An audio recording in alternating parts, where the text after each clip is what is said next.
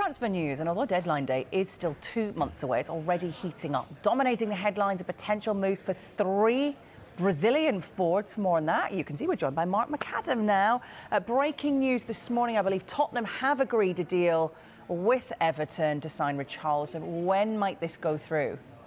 Well, strap yourselves in for the ride. Tottenham fans, get excited. You're close to your 4th signing of this window. What a window it's been for Antonio Conte. Backed by the board, backed by the sporting director, Fabio Paratici.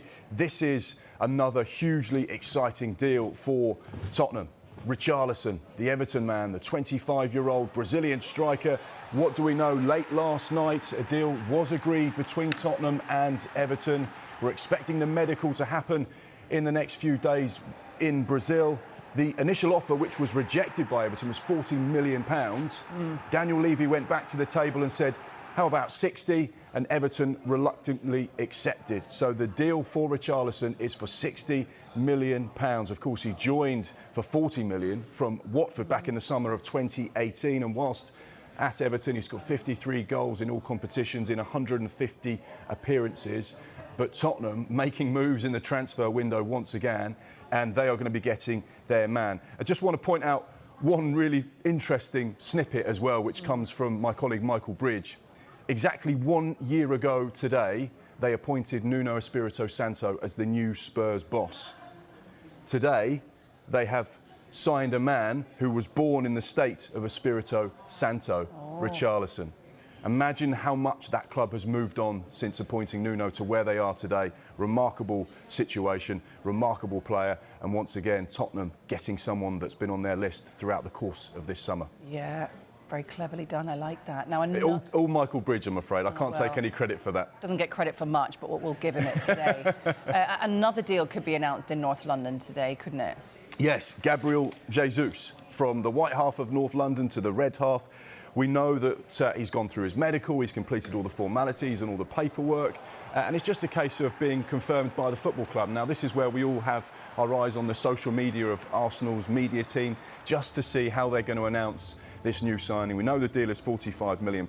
We know he's worked with Mikel Arteta before, whilst Mikel Arteta was Pep Guardiola's number 2 at Manchester City. We know that Gabriel Jesus was at the top of Mikel Arteta and Edu's shopping list this summer. They needed to replace Aubameyang and Lacazette, who have departed, and they have got the man they wanted. So once again, another really exciting signing for Arsenal fans. They were crying out for a number 9. They were crying out for a striker they could build that rapport with and relationship with off the back of the sort of heartache and disappointment with the way things ended with Aubameyang.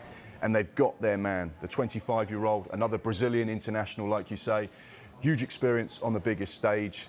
Getting him in through the door before the World Cup as well will be fantastic for Arsenal fans. And once again, another side that's looking to splash the cash, make things happen and get players into the football club. So, yeah, we're expecting an announcement at some stage today with regards to Gabriel Jesus. OK, so we're chatting a lot about Brazilian players, as we mentioned, and it's Chelsea who are keen to add their own, aren't they? Where are they in the chase for Leeds' Raphinha? Yes, we're expecting some movement once again today.